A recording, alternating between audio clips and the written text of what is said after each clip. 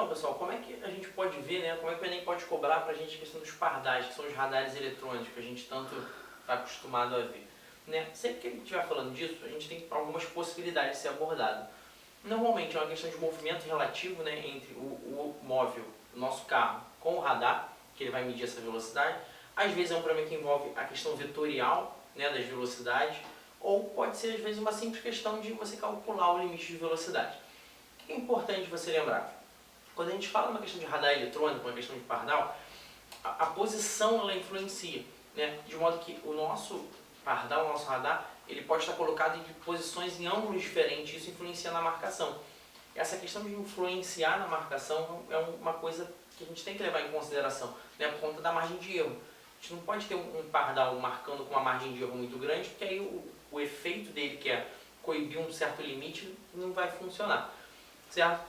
E aí, para a gente conseguir pensar isso, a gente tem que lembrar sempre, a gente está falando de uma grandeza que é um vetor, que é a velocidade. Então a gente tem um módulo, uma direção e um sentido para esse vetor. Então quando a gente pensa num radar que está marcando veículos se movimentando num sentido, se um veículo se movimenta num sentido contrário, como se fosse na contramão, seria uma velocidade negativa. Lembra que o vetor ele inverte o sentido, ele muda de sinal? E aí o que acontece? Também deve ser levado em consideração para que o radar consiga fazer uma medição, né, para todos os lados, para todos os sentidos, para que não tenha um modo de você burlar esse sistema. Essa seria a ideia, né? E essa questão vetorial, né, do caráter vetorial da velocidade tem que estar sempre presente. Como que isso normalmente vem cobrado? Vamos ver uma questão que exemplifica isso para a gente. A questão é o seguinte: o pardal é a denominação popular do dispositivo óptico eletrônico utilizado para fotografar veículos que superam um determinado limite estabelecido de velocidade V. Em um trecho retilíneo de uma estrada, um pardal é colocado formando um ângulo θ, com a direção da velocidade do carro, como indica a figura abaixo. Bem simplificado, eu coloquei a figura aqui.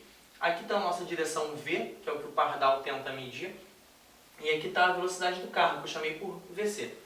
Certo? Suponha que o pardal tenha sido calibrado para registrar as velocidades superiores a V quando o ângulo é zero, ou seja, o pardal foi calibrado para que essa velocidade estivesse na horizontal e não com esse ângulo de diferença. Logo, essa medição vai ter um certo desvio, um pouco para mais ou um pouco para menos, dependendo do ângulo que a gente tiver. A velocidade do veículo que acarretará o registro da infração pelo pardal com relação à velocidade padrão V será de quanto? Então, qual é a ideia? Eu tenho que ver quanto essa velocidade tem que ser para, comparada com o V, gerar uma multa ou não. E aí o que a gente vai pensar? A gente tem aqui o nosso vetor VC, que é a velocidade do carro. Aqui eu tenho o vetor V, que é o que o pardal vai pegar.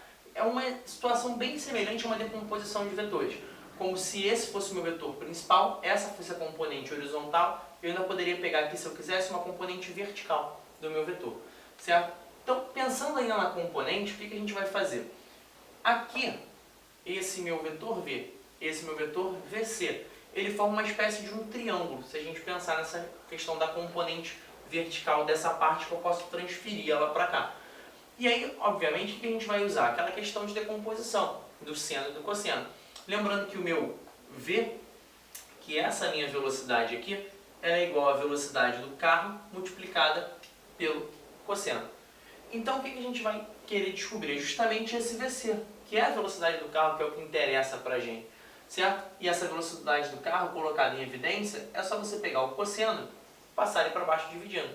Então, a velocidade do carro que faz o cara ser multado seria o V dividido pelo cosseno. Uma questão simples de você conseguir visualizar a parte vetorial dessa velocidade, certo? A opção certa é a letra D.